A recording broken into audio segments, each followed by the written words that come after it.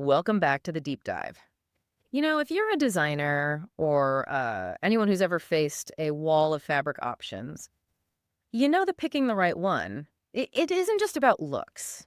Oh, absolutely not. It's really the technical core of the whole thing. And honestly, sometimes it feels like the most critical, maybe even the most overwhelming part of getting started. It really is. I mean, our sources are pretty clear on this. Yeah. If you don't nail down the technical side of your textiles, get it totally under control, even a brilliant design concept can just fall apart later. Right. The fabric choice really dictates, well, everything. How it fits, how long it lasts, the cost, even how fast you can actually make the thing. Okay, so that's our mission today, basically. Let's try and cut through some of that confusion. We're going to dive into the real fundamentals of how fabrics are classified, focusing on the two big players in making clothes, woven fabrics and knit fabrics.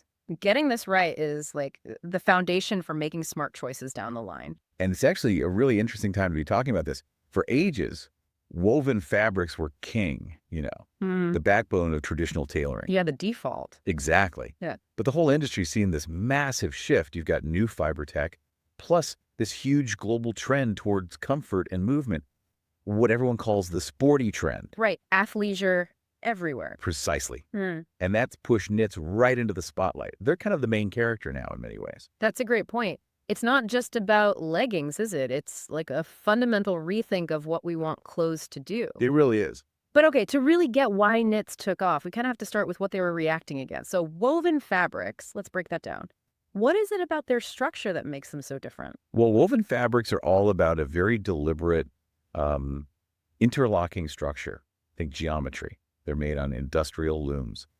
And it all comes down to how two separate sets of threads or yarns weave together at right angles. Two sets. Okay, so how do those two work together? What creates that, famous woven stability? So you've got the warp and the weft.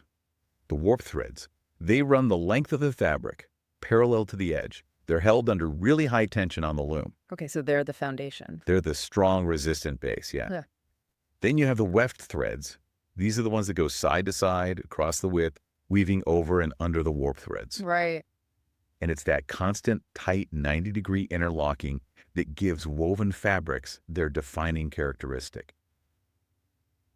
Stability. They generally don't stretch much, if at all. Stability. Okay, so that's the key takeaway. And that stability, it forces you into more complex patterns, doesn't it? Because a woven fabric won't just naturally curve around the body. Exactly right. That lack of natural stretch, that inability to just conform, that's the trade-off you make. Yeah. You pick a woven, you're choosing structure, which means you absolutely have to invest in pattern making. Things like darts, pleats, complex cuts, they become essential to actually shape that stable fabric around a person and get a good fit. Which, thinking about it for our listener, that immediately means more work, right? Higher labor costs for each garment compared to something made from a knit. Precisely. Yeah. You get the structure, you pay for the stability, but you also pay for the extra skilled labor needed to sculpt it. Okay. Now, something you often see on wovens is the selvage. Can you talk a bit about that? Why does it matter beyond just identifying the fabric type? The selvage, yes. That's the edge, the self-finished edge of the fabric roll. It often looks a bit different, maybe thicker or tighter. Right. It's formed where the weft thread loops back around the outermost warp threads on the loom.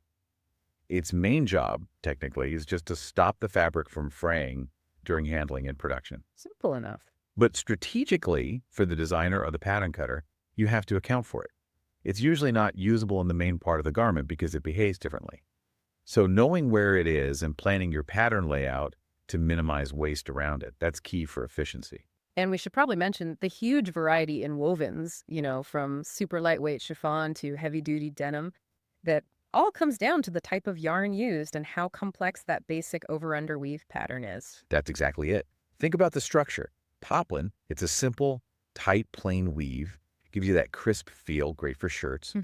Contrast that with something like gabardine. It has that noticeable diagonal rib weave, making it denser, heavier, perfect for tailored trousers or coats.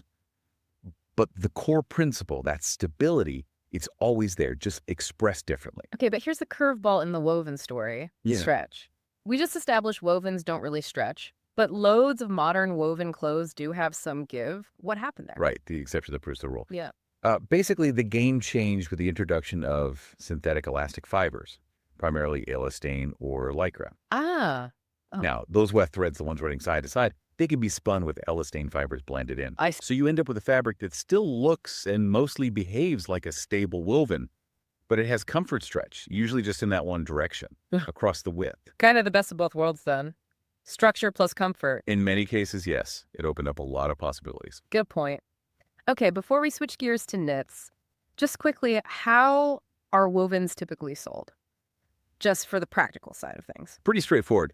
Wovens are almost always sold by linear meter or yard, and they come in standard widths. You'll find different widths, but 1.50 meters or about 60 inches, that's probably the most common one you'll run into. Perfect. Okay, that really sets the scene. So if woven fabrics and their structured geometry dominated clothing for so long, knits represent a totally different philosophy, right? Yeah. If wovens mean stability, knits scream movement. Absolutely, a radical departure. The way knit fabrics are made is fundamentally different. You can forget about those two separate systems of threads locking together.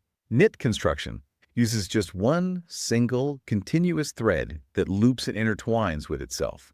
Imagine it forming interconnected chains or meshes of loops, running both along the length and across the width. One thread doing all the work. That looping structure, that's the magic ingredient then. That's what creates the elasticity. That's the genius of it, yes. That network of loops inherently creates an elastic structure. The immediate, the most obvious result is the fabric's main property.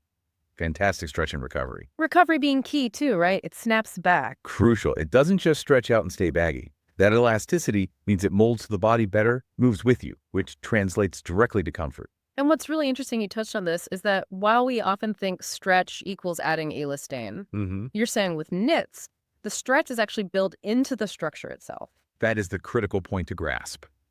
Yes, you can add elastane to knits to boost stretch and recovery even further, and often they do. Right. But the primary elastic potential comes from how those loops are formed, the type of stitch, how tight or loose it is, the direction the loops run. Okay. Different knit constructions naturally produce different amounts and directions of stretch. Is that where terms like single rebound or double rebound come in? I hear those sometimes. Precisely.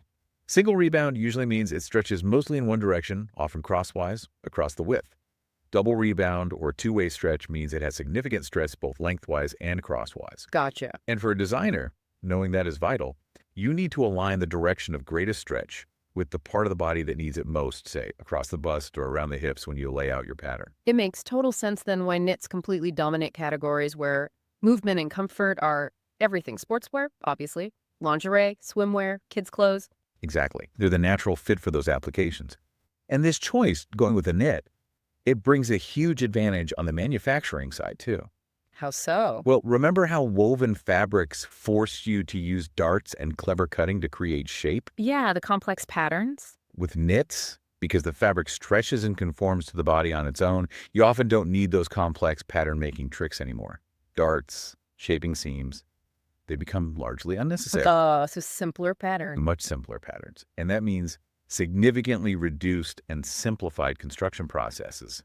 Fewer pieces to cut, fewer seams to sew, less complex sewing operations needed. Which translates directly to? Faster production, less labor per garment, and ultimately higher potential profitability, especially for mass production. Okay, so simpler patterns, faster sewing. Knits also tend to wrinkle less than a lot of wovens, right? That's another plus. Generally, yes, the looping structure is less prone to holding sharp creases. But there's always a but, isn't there? What's the big catch with knits that can trip people up if they're not careful? Ah, yes. The big one is shrinkage. Knit fabrics, as a rule, tend to have significantly higher shrinkage potential compared to most wovens. Okay. That looping structure, while great for stretch, is also less dimensionally stable, especially when tension is applied during manufacturing and rolling. If you just take a knit fabric roll, unroll it, and immediately cut your patterns. Bad idea. Very bad idea. You're almost guaranteed to get warping, distortion, and garments that shrink dramatically, maybe unevenly, after the first wash. Major quality control nightmare. Wow. Okay, so how do manufacturers deal with that? What's the standard procedure? The absolute mandatory countermeasure is rest, relaxation. The fabric must be unrolled and laid out flat, completely relaxed, without any tension, for typically 24 to 48 hours before you even think about cutting it. 24 to 48 hours. That's a long time in a fast production cycle. It is. You give the yarn and the loops time to recover from the tension of being wound tightly on the roll and settle into their true stable dimensions. Skipping this step, recipe for disaster. I've seen entire production runs ruined because someone rushed the cutting. That pause, that 48-hour wait, it must throw a huge wrench into the logistics of a system that's otherwise built for speed. It's a major planning factor, absolutely. But speaking of speed, the actual machines that make knit fabric are generally faster than weaving looms, aren't they? Yes, significantly faster in many cases. The production output per machine hour can be much higher for knitting compared to weaving. Okay. So you combine that faster fabric production with the simpler garment construction we talked about and shorter overall production cycles. It all feeds into why knitwear can often be produced at a lower cost point, especially for high volume items. And that's also reflected in how they're sold. You mentioned wovens are by the meter. Right. Knits are very often sold differently, typically by weight, per kilo or pound, rather than by length. And you'll often find them supplied in a continuous tube, like a giant sock, rather than flat and open.